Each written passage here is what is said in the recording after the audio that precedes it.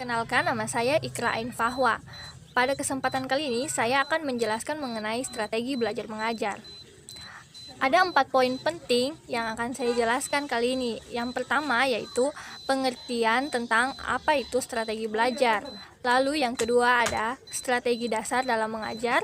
Yang ketiga ada prinsip dasar belajar mengajar. Dan yang terakhir, guru sebagai profesi mengajar dan pendidik. Nah, langsung saja ke materi yang pertama yaitu pengertian strategi belajar mengajar. Nah, strategi belajar mengajar ini berasal dari bahasa Latin, yakni strategia, yang artinya seni penggunaan rencana dalam meraih suatu tujuan. Pada mulanya, istilah ini sering digunakan dalam militer, tetapi sekarang istilah ini sudah sering dipakai pada berbagai bidang termasuk dalam bidang pendidikan.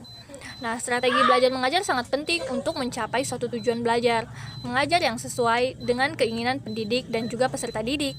Strategi belajar mengajar merupakan pola-pola umum kegiatan belajar mengajar untuk mencapai tujuan yang telah digariskan. Oke, selanjutnya yaitu ada strategi dasar dalam mengajar. Nah, strategi dasar dalam mengajar ini ada 4. Saya akan menjelaskan satu persatu. Yang pertama itu mengidentifikasi serta menetapkan spesifikasi dan kualifikasi perubahan tingkah laku dan kepribadian anak didik sebagaimana yang diharapkan. Lalu, yang kedua ada memilih sistem pendekatan belajar mengajar berdasarkan aspirasi dan pandangan hidup masyarakat. Lalu, yang ketiga ada memilih dan menetapkan prosedur, metode, dan teknik belajar mengajar yang dianggap paling tepat dan efektif sehingga dapat dijadikan pegangan oleh guru dalam menunaikan kegiatan mengajarnya. Lalu, yang keempat dan yang terakhir ada menetapkan norma-norma dalam batas minimal keberhasilan atau kriteria serta standar keberhasilan sehingga dapat dijadikan pedoman oleh guru dalam melakukan evaluasi hasil. Nah, selanjutnya ke pembahasan yang ketiga yaitu prinsip dasar belajar mengajar. Tentu saja proses belajar mengajar memiliki prinsip-prinsip dasar. Nah, di sini saya akan menjelaskan satu persatu. Yang pertama yaitu perhatian. Nah, sebelum belajar dimulai, guru hendaknya menarik perhatian siswa agar siswa berkonsentrasi dan tertarik pada materi pembelajaran yang akan diajarkan. Tentu saja ini sangat penting. Nah, selanjutnya ada motivasi. Motivasi ini tidak kalah penting dengan perhatian. Jika perhatian siswa sudah terpusat, maka langkah selanjutnya adalah memotivasi siswa. Walaupun siswa sudah termotivasi dengan kegiatan awal saat guru mengkondisikan agar perhatian siswa berpusat pada materi pembelajaran yang sedang berlangsung, namun guru wajib membangun motivasi sepanjang proses belajar mengajar dan pembelajaran berlangsung agar siswa dapat mengikuti pembelajaran dengan baik. Nah, selanjutnya yaitu keaktifan siswa. Nah, keaktifan siswa ini maksudnya adalah pembelajaran akan bermakna apabila siswa aktif dalam proses belajar dan pembelajaran.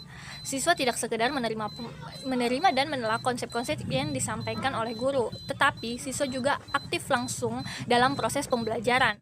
Nah, poin selanjutnya ada poin keempat, keterlibatan langsung. Maksudnya adalah supaya siswa dapat terlibat langsung dalam proses belajar mengajar, guru hendaknya memilih dan mempersiapkan kegiatan-kegiatan yang sesuai dengan tujuan pembelajaran. Lalu poin kelima ada pengulangan belajar. Maksudnya penguasaan materi oleh siswa tidak bisa langsung secara singkat. Jadi, siswa perlu melakukan pengulangan supaya materi yang dipelajari tetap dapat diingat. Lalu, poin keenam. Poin keenam ada materi pelajaran yang merangsang dan menantang. Maksudnya, kadang siswa merasa bosan dan tidak tertarik dengan materi yang sedang diajarkan.